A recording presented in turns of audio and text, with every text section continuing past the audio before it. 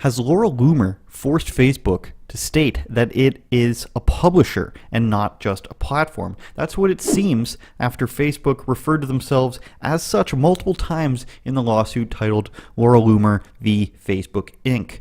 Welcome back to Andrew Says. Please like and subscribe if you haven't. We are being throttled, downvoted, delisted, whatever you want to call it by Facebook. Everyone knows this. Alternative news sources are deranked and our viewership goes down. So if you want to contribute on Patreon or any other manner by sharing the page, we've been somehow stagnated at the same amount of subscribers, slowly decreasing for the past, 4 or 5 months. It's really an amazing thing.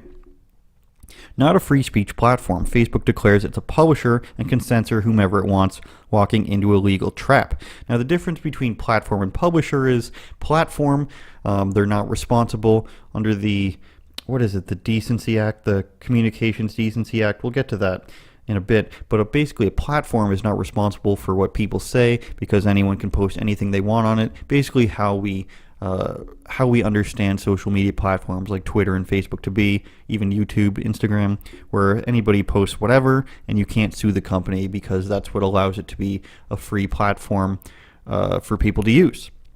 Now, a publisher, however, has editorial control and they are not protected under what I just described as being a platform, so a publisher is actually responsible for what they post on their website, and therefore they could be sued because that way, when you become a publisher, you have the right to editorialize, you have the right to kick certain people off and everything. Now, being a publisher would allow you to ban people like Laura Loomer, Paul Joseph Watson, Alex Jones, Tommy Robinson, and others without some sort of legal cause or blatant violation of the rules, because it's your platform or it's your publication. You can print whatever you want, just like a newspaper doesn't owe it to you to print your editorial piece. Now, in the lawsuit, and excuse me if I explain any of this wrong because I'm not a lawyer, but it seems pretty straightforward to me, they refer to the rules of being a publisher multiple times while calling themselves a publisher, thus not having to give a reason to ban people. In Facebook's defense, they say, to the extent Ms. Loomer's claims targets Facebook's decision to deactivate her accounts, it is also deficient.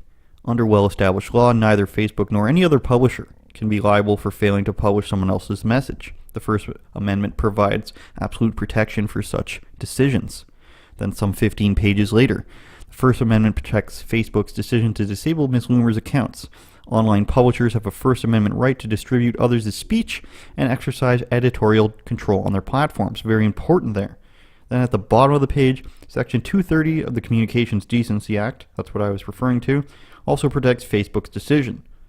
With limited exceptions not relevant here, Section 230C prohibits all civil claims against an online publisher, such as Facebook, based on its decision to publish or remove third-party content.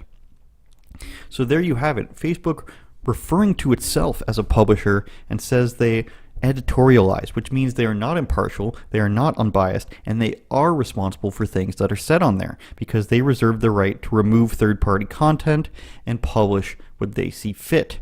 Whereas a platform needs to have some sort of cause, like I said, rule breaking and whatnot, to remove a person who's just talking, because it's just a platform, it's just considered the town square.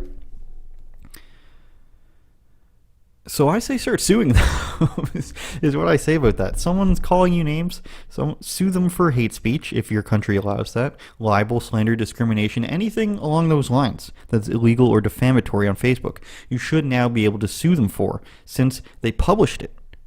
Because if they're responsible as a publisher, and they can just remove anything because they're not responsible for allowing your voice to be heard, then if they're posting things that are saying, Andrew, you're stupid and you're an idiot, and that's clearly not true, then we should be suing them. Now, this topic is not getting as much coverage as I hoped it would. This story is a few days old, so share the video, share the story. This is pretty big, so I don't know why people aren't talking about it more. Maybe there's something I'm missing, but I do think that we will start seeing other platforms doing this, because really what's going to happen to them? People are still going to use them, I'm afraid. YouTube is just turning into commercialized television with pre-approved broadcasters is what we're seeing. It's Fox News, NBC, CBS, those types are pushed to the top. Well, little old me, even if you type in almost the exact title of the video, push way to the bottom because they just want the news companies are paying them to focus on their voices only, no alternative voices allowed. Now, Twitter will not take down anyone that's...